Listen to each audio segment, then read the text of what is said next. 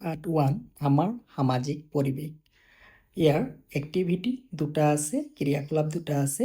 ক্ৰিয়াকলাপ দুয়োটাৰে আনচাৰসমূহ লিখি দিয়া হৈছে। তোমালোকে ইয়াৰ পৰা চাই লিখি ল'বা। লগতে অনুশীলনীত থকা প্ৰশ্ন উত্তৰো কৰা আছে। সকলোকে স্বাগতম জনাই আজি আৰম্ভ কৰিবলৈ বিচাৰিছোঁ পাৰ্ট 1 আমাৰ সামাজিক পৰিৱেশ।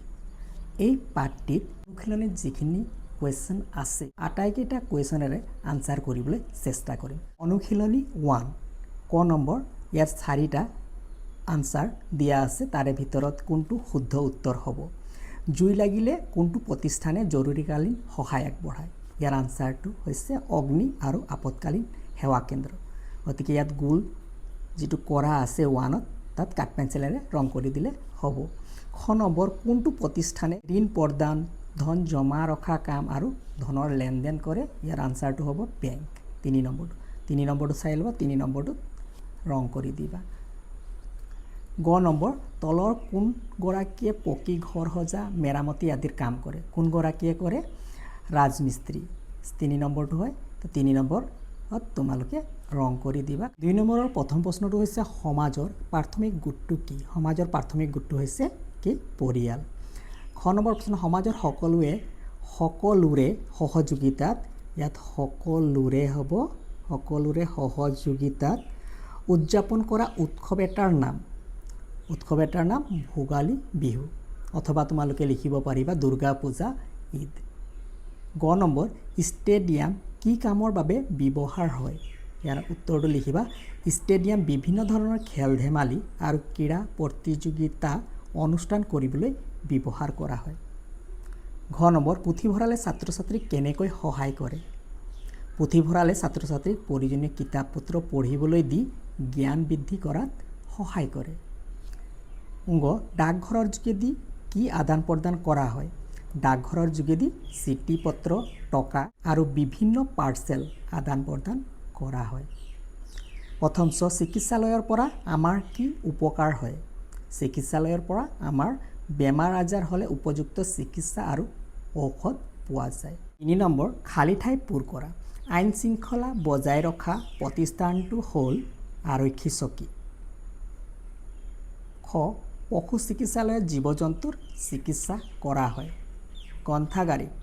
গ্ৰন্থাগাৰিক লাইব্ৰেৰিয়ান গ্ৰন্থাগাৰত থাকে, লাইব্ৰেৰীত থাকে। এতিয়া 4 নম্বৰ প্ৰশ্নৰ উত্তৰটো কৰোঁ আহা। 4 নম্বৰ প্ৰশ্নটো কি দিছে? পাঠত উল্লেখ কৰা যিকোনো এটা অনুষ্ঠান প্ৰতিষ্ঠানলৈ গৈ তাৰ কাম কাজবোৰ নিৰীক্ষণ কৰি সেই বিষয়ে এটি টোকা প্ৰস্তুত কৰা। যিকোনো এটা অনুষ্ঠান, 3টা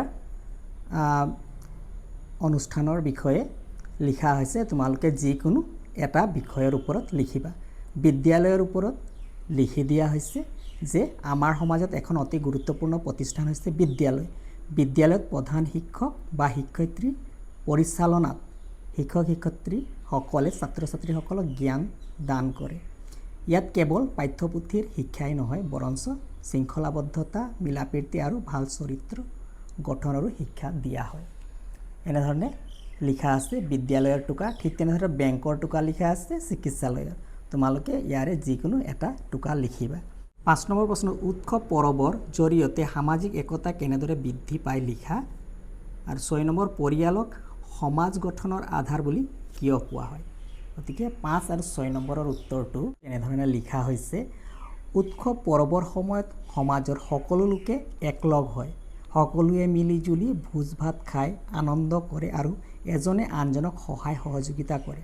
ইয়াৰ ফলত সমাজৰ সদস্যসকলৰ মাজত ঐক্য, সংহতি আৰু পাৰস্পৰিক সম্পৰ্ক মধুৰ হৈ পৰে। 6, পৰিয়ালক সমাজ গঠনৰ আধাৰ বুলি কিয় কোৱা হয় লিখা।